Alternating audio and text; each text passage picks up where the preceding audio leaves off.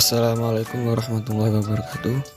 Kami dari kelompok 1 yang beranggotakan Khairun Nikmah, Qoribi Nur Ifansah, dan Muhammad Kisnun Gunawan akan mempresentasikan materi tentang konsep dasar filsafat pendidikan Islam.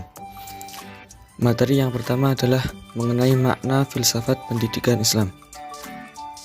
Filsafat pendidikan adalah pelaksanaan pandangan falsafah dan kaidah falsafah dalam bidang pendidikan yang mencerminkan satu segi dari segi pelaksanaan falsafah umum dan menitik beratkan kepada pelaksanaan prinsip-prinsip dan kepercayaan-kepercayaan yang menjadi dasar falsafah umum dalam menyelesaikan masalah-masalah pendidikan secara praktis.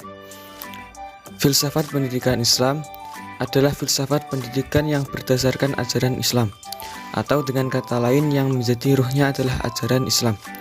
Hal ini berarti bahwa yang menjadi sumber utamanya yaitu Al-Quran dan Al-Sunnah. Selain itu, filsafat pendidikan Islam juga mengadopsi sumber-sumber dari ajaran lain yang sejalan atau tidak bertentangan dengan ajaran Islam.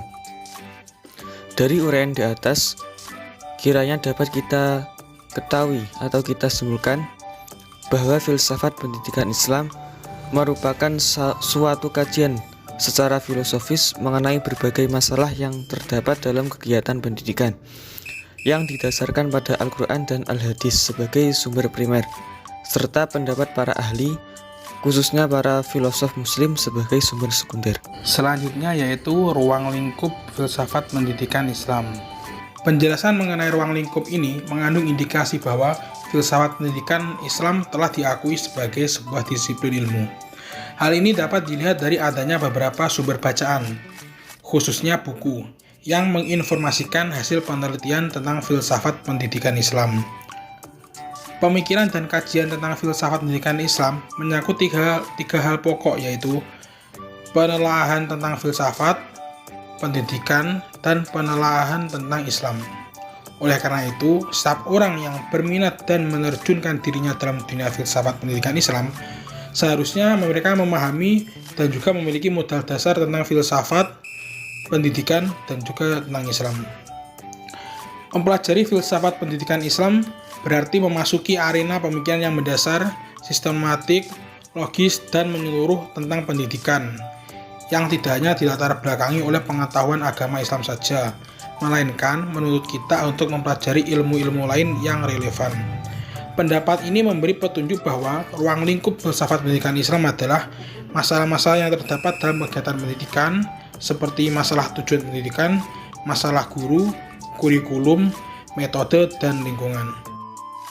Urgensi filsafat pendidikan Islam. Secara umum, George R. Knight menuturkan 4 urgensi mempelajari filsafat pendidikan, yaitu yang pertama, membantu para pendidik menjadi paham akan persoalan-persoalan mendasar pendidikan.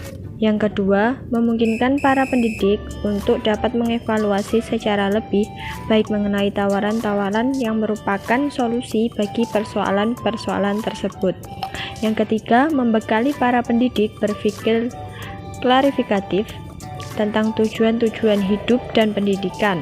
Yang keempat, memberi bimbingan dalam mengembangkan suatu program pendidikan yang berhubungan secara realistik dengan konteks dunia global yang lebih luas. Dan secara khusus, Asy-Syaibani menjelaskan bahwa mempelajari filsafat pendidikan Islam memiliki beberapa kegunaan, yaitu yang pertama, filsafat pendidikan dapat membantu para perencana dan pelaksana pendidikan untuk membentuk suatu pemikiran yang sehat tentang pendidikan. Yang kedua, filsafat pendidikan Islam merupakan asas bagi upaya menentukan berbagai kebijakan pendidikan.